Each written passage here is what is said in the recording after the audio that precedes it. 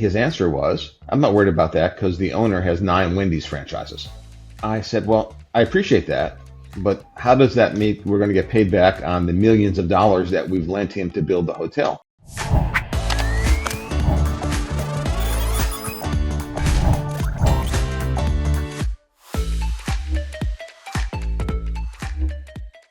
Hello and welcome to the Gross Profit Podcast. My name is James Kennedy. I'm the CEO and co-founder at procurementexpress.com. We take the hassle out of managing your SMB spend with magical features, but we're not here to talk about that today. Instead, I've got Eric Segal from CFO Consulting Partners based out of Manhattan, New York, very glamorous.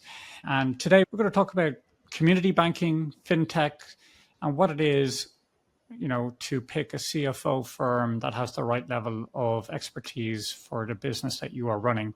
So Eric, thank you very much for coming on the show. Maybe you could open things up by telling us something about you that not many people know.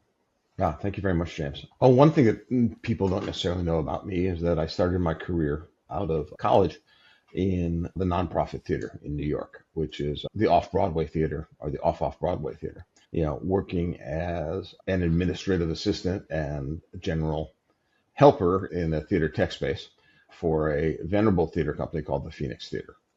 Mm-hmm. Spent, a few years just, living in that space, which was quite interesting and quite fun. So I'd imagine that was a pretty lucrative time in your life. No, I was very poor. I was very poor.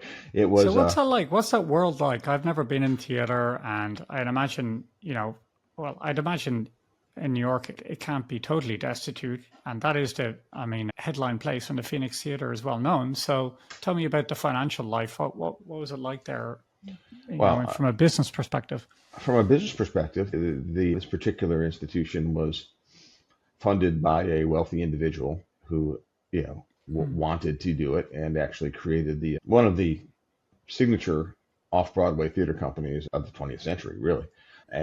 But it was a nonprofit and we didn't get paid very much, but we had a lot of fun. I mean, you're working with famous actors, famous directors, famous set designers, people who do Broadway and TV and movies all the time. Famous playwrights.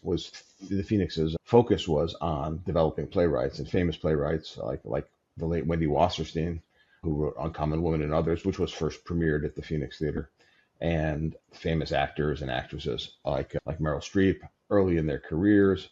And I got to hang on as a young kid in that mix. Nobody noticed me until there was an emergency and I had to solve something, but got to have a window into how that half of the world does. It was quite fun.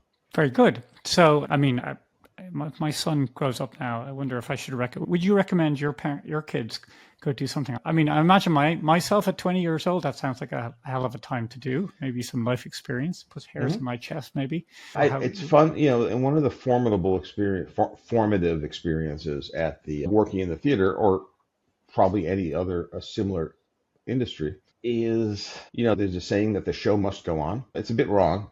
It's the show will go on, and you best have your act together when it does. So, I like it. So, in terms of understanding how to manage your time and focus and prioritize things to be able to achieve deadlines and, not be fazed by various things that show up to distract you or distract everybody from actually getting the thing ready by 8:00 that evening, or, if in business by Tuesday, if your boss needs something, it's really quite curative for the anxieties that you might otherwise feel, because it's like, oh, well, I remember that time when the production was this and this, and we solved it this and this way, and this is easy. Doing this report by Tuesday is easy compared to what we just did. So it's really a confidence builder for your skills and abilities. I absolutely love that. That's fantastic. So you ran away from the circus to join the business school. Why'd you do that? I was poor. Right. And business school was money. Okay. And business, well, you can't really live in Manhattan. My parents were quite generous, but eventually you can't really live in Manhattan, even back then in the early 80s, on $150 a week. You can try, but it gets tiresome. So, my goal was to go to business school, get an MBA, and then join, a larger entertainment industry enterprise like a television network or a movie studio or something Right. like that. It didn't work out that way. I ended up going into financial services, but that's the way that worked out. Very good. So in Ireland anyway here, when someone tells me they're in financial services, I expect them to start trying to sell me an insurance policy fairly soon after that. But tell Mhm. me, what does financial services really mean in the corporate perspective? The way my firm, CFO Consulting Partners, and our team defines financial services is companies which provide financial services to individuals, corporations. They do deposit gathering, lending, or facilitating of payments, etc. So what that Hmm. means to us is banks, fintechs, cryptocurrency companies, asset management companies like wealth management firms or hedge funds or venture capital funds, and also, the insurance companies, but at the corporate level, not necessarily selling insurance. And what those companies do is facilitate individuals and corporations access to payment systems, access to borrowings, access to, deposits, etc. That's what financial services means to us. There's Very also a good. group of folks in there that will sell you an insurance policy or three or four. Right. Okay. Ruin it for everyone else. So, okay. And then you have a pretty big name on your CV earlier on with Moody's. So that must have been a pretty I'd imagine there's some pretty interesting roles there. What were you doing with Moody's? At Moody's, I was an analyst in the banking and finance group, which included savings and loans. And at that point in history, and focusing mostly on savings banks, at that point in history, the U.S. was having what was referred to as the S&L crisis. A lot of these savings banks were failing and blowing up across the country. And it was, again, a very formative time for me because at Moody's, CEOs and CFOs of major firms want you desperately to understand their business and see it in the best light. So they Hmm. will spend hours, days with you and the team at Moody's to help you understand that business. You can ask questions and you're treated, you can't let it really go to your head, but you're treated as a peer.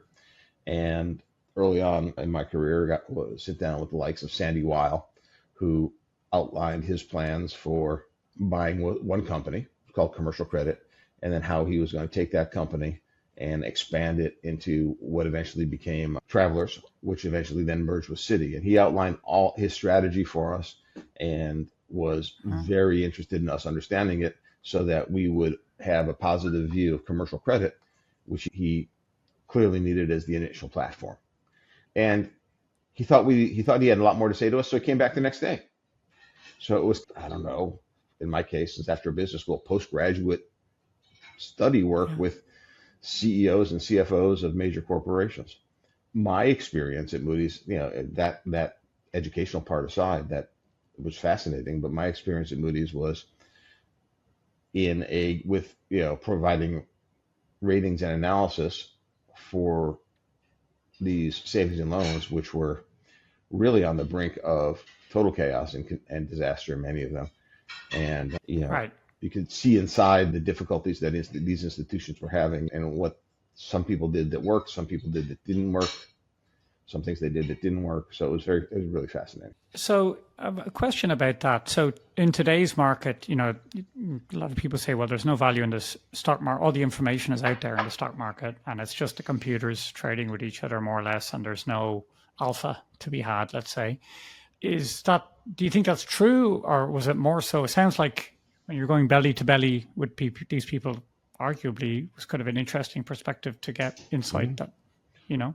Based on my experience at Moody's and inside a large corporation later at American Express and inside my practice, there's plenty of alpha. There's different ways you assess the competencies and capabilities of management, and as you assess the peculiarities of individual accounting policies, accounting treatment, and more specifically, the more driving to what's going on with the business is their customer facing staff, whether it's a commercial lending officer or even retail branches for banks or business development people for our fintech clients. Do they do that well or do they do that bad, and how do they accomplish that? I mean, if you can get in and do analysis on that, you'll find different differentiators all over the place. Very interesting. Okay, well, let's go skip through because we've got an interesting story to talk about your first sort of interim CFO job. But we should cover off here. You went on then to Treasury with American Express. What did you learn from your time there? And maybe you could just give us a quick tour of what you ended up doing over that time. Yeah, well, I was at Moody's, and as I mentioned, the savings and loans were my bailiwick, but they were very quickly going away. So my career at Moody's would be to migrate into being an analyst of banks, which is interesting, but not really my cup of tea. I don't want to, because banks are pretty cookie cutter in their approach. And I heard of this job in Treasury at American Express, and I thought, boy, that would be a fascinating place to be. It's big, lots of opportunity, tremendous amount of things to do. And so I interviewed and I got the job. I spent my thumbnail sketch of my career at American Express is spent about 6 years in Treasury doing risk management work, applying my credit skills to their counterparties. Then I was the CFO of a online broker dealer they were developing called American Express Financial Direct. And then I went to the International Bank to work as head of business analysis and later as the CFO of the wholesale side of that bank. And then I went to be the CFO for consumer banking at American Express, which that became part of the Ameriprise spinoff, and was able to participate in building a bank for Ameriprise, which was, again, a tremendously informative opportunity.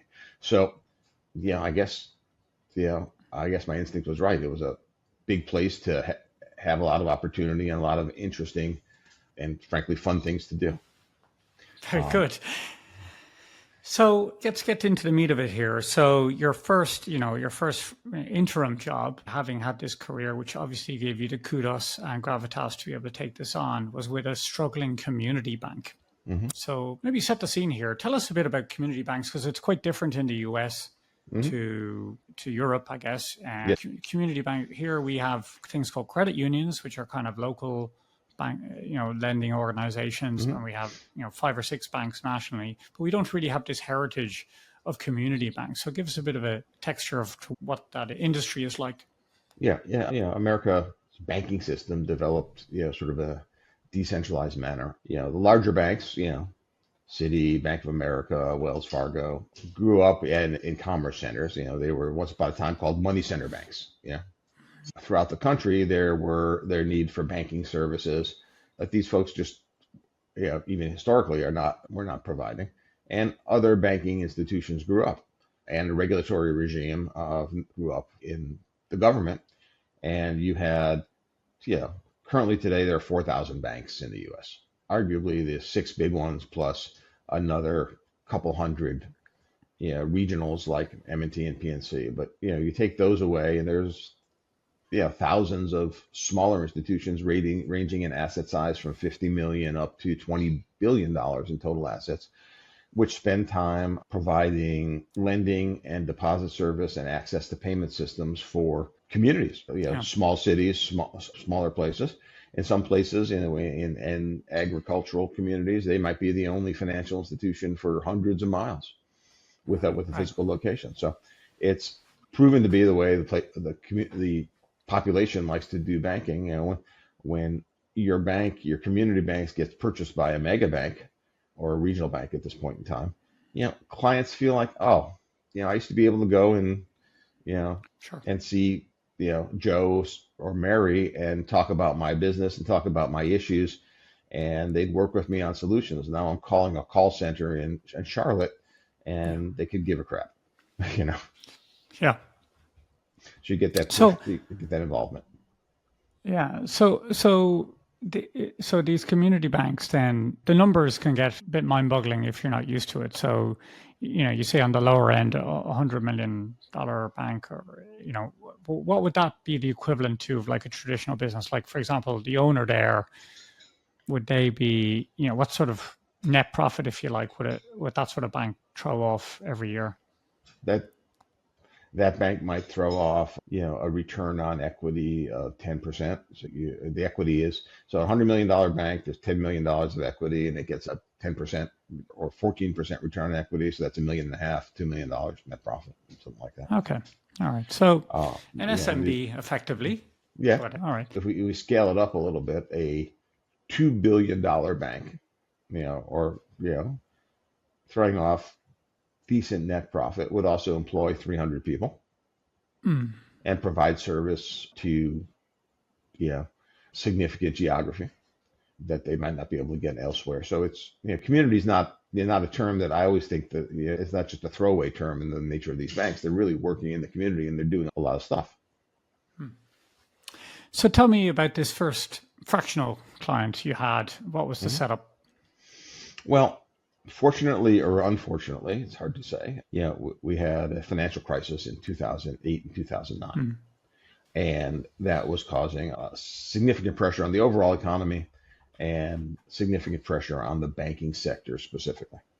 The term bankers use is asset quality, which basically means people can't pay the loans back. So asset quality is declining. The probability of getting paid back on your loans is decreasing as there's more stress in the economy. That was the moment in which I joined CFO Consulting Partners to build a financial services practice along the lines we discussed, banks, fintechs, insurance companies, and asset managers. And what was happening in the marketplace is that these particular community banks that we discussed were stressed, and not just the CFOs, but really nobody in the bank had really in the banking sector in that place. Not nobody, but many of the professionals hadn't really seen that kind of stress on their financial situation before. And literally were just saying, it's not for me, I'm leaving. So in this particular bank, that's what happened. The CFO was all these things going on. And then you had regulators, both the bank regulators and the Securities and Exchange Commission asking questions. You had customers asking questions. This particular bank had recently bought a mortgage banking operation, which in that particular moment in time was not performing as well. And capital was running thin. So they entered into an agreement to be bought by another bank. White Knights, but the transaction couldn't go through because both the bank regulators and the Securities and Exchange Commission had all sorts of questions about the existing financial condition, the underlying financial condition, what ultimately became my client. So that CFO was like, no mas, I'm done. Right. And which is warning sign number one, right? So when you're yeah. Well, it's also, when people grow up as our experience at CFO Consulting Partners is, when people grow up in any industries, particularly a small, medium-sized business, as you said, an SMB, they learn how to do things, and oftentimes just one step at a time. What value we bring, and what thing I learned, as we talked about in the theater and at American Express and at Moody's, is, how to manage and how to live with multiple complex work streams. And in this case, those multiple complex work streams were, I've got a buyer, I have a transaction that has to go through. I have the bank regulators, which want certain things. I have the auditors who need to get satisfied in order for work stream 1 to get complete, work stream 2 and 3. And then we have the Securities and Exchange Commission who are asking questions about prior filings, and they had to get satisfied all to get the thing done. So all those things that were done simultaneously, and that was just not in the experience of that incumbent CFO. And they moved on. So, but at the same time, I'm guessing not everything was rosy. SEC had questions for a reason. So what was your process and what did you find? In economic times like that, the driving force of bank distress is, as we talked about, asset quality, loans going bad, people not paying back, or not being able to pay back. It's not necessarily malicious. It's just they don't have the wherewithal. If times had always been good, or for a long time, things had been good, the banks don't necessarily have a good system for tracking and managing, a robust platform for managing and tracking those assets as they decline. And what happened to this particular bank is that they came to the realization, probably with the assistance of their auditors, who said, hey, you've got an asset quality problem here you're not recognizing. And they recognized a write-off of $30 million in one quarter. That's a lot of money. It's a $1 billion, $2 billion bank. That's a lot of money, and that's a lot of earnings that they had to, where they were not going to get, and had to cease accruing the earnings on, the interest on. And so the question that the SEC asked is, we noticed in your filing, your 10Q, that you wrote off $30 million or wrote down $30 million of loans. can you tell us, did all those loans go bad in this quarter? Because as far as the SEC is concerned, you're supposed to be monitoring your loans and writing them off as Hmm. they happen. And $30 million for Citibank in one quarter is just one office building, right? $30 million for a community bank is a lot of medium-sized loans. So they're Yeah. like, well, how did those? Are you sure those loans all went bad this quarter? Please prove it to us. And the fact is, they didn't. They had been bad previously, just they didn't have the platform to recognize them and understand that they had been bad. They Right. didn't understand they weren't getting payments, or the payments were spotty or things like that until they all piled up. So the process there was to figure out, in answer to the SEC's question, when did the loans go bad? And that meant really, for myself, that meant really using my credit training from Moody's to dive into the credit files and start to sort things out into, various piles. This loan's decline should have been recognized 2 quarters ago, this one last quarter, this one in the current quarter, and sort them into piles so that we would have to be able to answer the SEC. And the fact was, no, some of those loans went bad a quarter ago, 2 quarters ago, 3 quarters ago, and we have to restate the financials accordingly. Right. Okay. And that's a significant issue, right, for the SEC. Restating is not good news if you're a bank, especially if you're trying to do a merger. Well, the So, SEC won't approve the merger until the restated financials are complete and right, accepted, I guess. And right, so that became another work stream, is let's get the financials.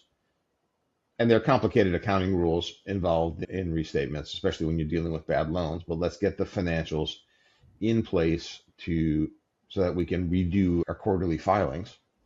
right, And then but to do that, you have to get that all in place, and then you have to work with your auditors so that they will sign off on them. And then you have to also work with the regulators, because suddenly the capital that they thought you had 3 quarters ago is not the capital that you had. right. So the regulators in this case is the In this case was who's the OCC, the Office of Controller of Currency, because this was a national bank. There's a okay. kind of funny regulatory system in the US, but So, so what are those different groups like to work with as a whole? Are they coming down to the office? Are they sending you letters? Are you working through lawyers? Is there a personal relationship you can work with, so to speak, or what was that experience like? all of that. Hmm. Typically, the SEC communications are coming through law firms. Our lawyers are talking to the SEC. I mean, the SEC will send you a letter saying, we have questions about this. And then you say to your lawyer, can you go find out what they really mean about these questions so we can answer them? Right. And then you work with your lawyer to craft the response so that you're doing it as they need it. The bank regulators, are much more personal experience. And the bank regulators will, for a bank's regular exam, and certainly for a bank that's stressed like this, they will show up and ask for a Hmm. conference room and stay there. And they will be part of your fabric of your day to day. You'll see them at the coffee pot. You'll see them in the lunchroom. They will ask for things, to review things, and they will be, I don't think physically looking over your shoulder, but spiritually looking over your shoulder so that they're comfortable and assured that things are going, that what you're telling them, you're saying we're making progress on getting our arms around this. Well, they want to see that up close and personal. So they will be there. The auditors the same way. Auditors do field work, but in a situation like this where you're restating 3 quarters, their field work is never ending. So they're there. They are there frequently and often with questions, and everybody's got a slightly different focus. All of those three entities have a slightly different focus. So developing the relationships is key. Providing the information timely and accurately is important, and fundamentally doing what you say you're going to do is, Right. yeah. Don't set expectations. Don't say, oh, we can do this by Thursday, and you can't get it done. Be realistic, and making sure, just like, do what you say you're going to do is the most important part of managing these relationships. Yeah. Yeah. Well, that's it. It's so simple. It's do what you say you're going to do. If you do only that, you'll go far in life, but Yeah. it's dramatically, surprisingly difficult to achieve sometimes. Mm-hmm. So, okay, well, let's go back to the root of the $30 million in bad loans that weren't Mm-hmm. recognized on time, I guess. And maybe you mentioned the culture and how important the culture is in these small banks. Tell us more about that culture, and how did that culture have an impact on the decision not to recognize the loans in a timely fashion? Yeah, I don't think it was a decision so much as not to recognize the loans, so Mm. much it was a lack of experience in understanding that the loans were not going to pay. But when you say that, I mean, isn't it just, well, they haven't paid us for 3 months? Like, isn't there like where's the wiggle room there? How Ah, do you know? Yeah, I'll give you the answer I got from another client, yeah, not this particular client, but one client had a loan to a, a businessman, but it was really to a hotel he was building. Okay. And the hotel was built to take advantage of an interstate exit that was going to be built. right. But the interstate exit was never built. So here's a Oh, hotel right. in the middle of a very nice section of the country, the Northeast. Yeah. But it wasn't a destination hotel. It was more like a Holiday Inn or something like that, Holiday Inn Express or Mm. Hampton Inn. Nobody was going to go there for vacation, and so he had this property that was not cash flowing. And I said to the chief credit officer of that institution, well, how are we going to get paid back on that? And his answer was, well, I'm not worried about that because the owner has 9 Wendy's franchises. Right. I said, well, I appreciate that, but how does that mean we're going to get paid back on the millions of dollars that we've lent him to build the hotel? You Yeah. might provide some degree of cash flow service for the loan, but you're not going to necessarily get paid back on your principal. Mm. And the answer was, but he has 9 Wendy's franchises. So, so some of the community banking relationships, and the skills that the credited individuals had were not really evolved enough to deal with periods of high stress, when 1 + 1 doesn't necessarily equal 2. You're not going to get paid back on the loan. You might get serviced on the debt. So you have to figure out what the right treatment of this loan is. And you might have to write down the value of this loan and take a loss on it because you're never going to get your $6 million back. So what are you going to get back? And the industry in 2008, 2009, in some of these banks, the one I worked at in particular, had not evolved to thinking like that, number one. Mm. Number two, this particular bank's culture and many of the medium-sized businesses, whether banking or not, that you run into, had been run by one particular individual who told everybody what to do. Right. Okay. Unfortunately, sadly, that individual passed away suddenly, Right. and there was nobody to tell anybody what to do. And so that individual, I've never met him, as I understand it, would say, well, wait, we're going to see some stress here. Let's take a look at the loan portfolio and figure out what our write-off should be this quarter. He was very hands-on and very directive. Without him in his seat, the place was a bit at sea. We see that frequently in our practice, both in banking and frequently in smaller community banks. And as you can imagine, let's say in a manufacturing company that's dominated by the owner, he tells everybody what to do, and if he were to vanish, a lot of people would not know what to Sure. do. So this was the case here in this particular bank, and has been the case in other banks we've worked in, is a dominant personality, the CEO and chairman, told everybody what to do, managed everything and micromanaged everything on a day-to-day basis, and things were fine. Mm. Nobody had to think for themselves. Okay. Well, now let me bring it on to your practice, I guess. You've Mhm. alluded to the fact there that you work today with community banks, but tell us a bit more about your practice and what makes it different from others out there, that CFO consulting partners. Our focus is on providing a high level of service to our clients. We're not a staffing firm. We're not just putting in bookkeepers or accountants. When I joined the firm, there were 8 of us. Now there are 25 of us in the ensuing 15 years. And all of the team have Big Four experience, Fortune 500 experience, or both. Many of our team are CPAs. I'm not, but many of our team are. And we have significant experience across the disciplines of accounting and reporting, planning and analysis, and strategic planning. And so we can provide clients as a team with all of the expertise they need in the office of the CFO that they wouldn't be able to get or necessarily afford from a larger firm, like a Hmm. Big Four accounting firm, or from a smaller firm, an accounting firm, a local accounting firm, or maybe even from an individual. There are a lot of sole practitioners out there. in my practice at CFO Consulting Partners, 8 of the 25 people work there in financial services.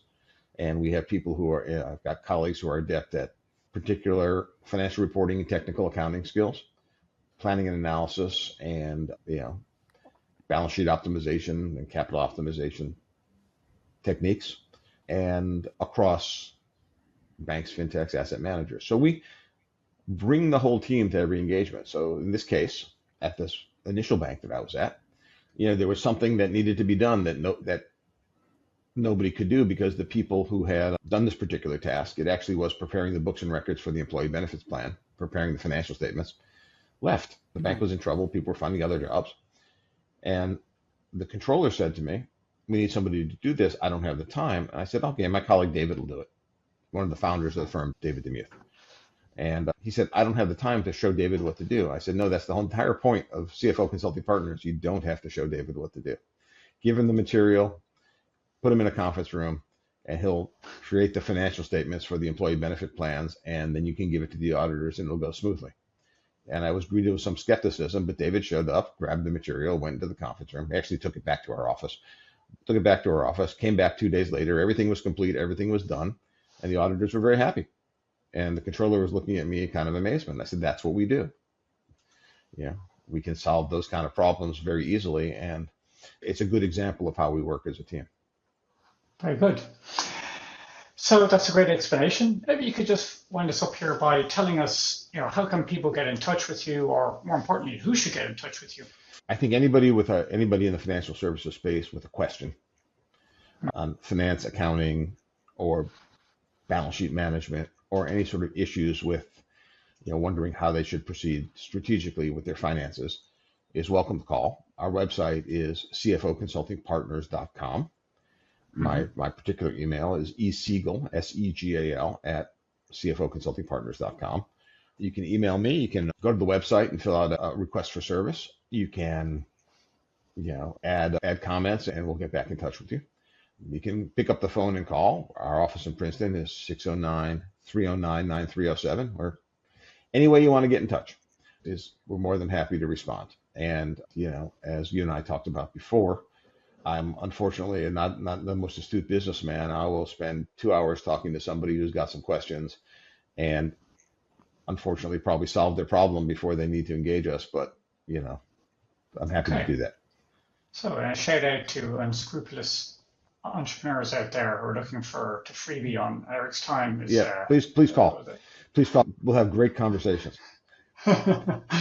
All right, very good. Well, thank you very much for being on the show, Eric. I really enjoyed it. And thank you for listening this far. Your special reward is to be able to go to the grossprofitpodcast.com, go to the events section, where we hold monthly mastermind sessions with fractional CFOs. If you are a fractional CFO, it's a great session. You come along. We'll put you in a group with 3 or 4 of your peers. We'll give you a worksheet where you can prepare a business problem that you're working on. It could be your practice development problem. It could be a client challenge.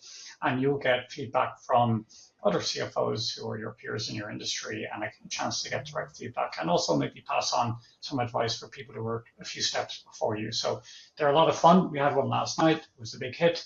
So I recommend you check that out. And that's it. Thanks very much, Eric. This has been great. Thank you very much for having me, James. It's been great. Thank you.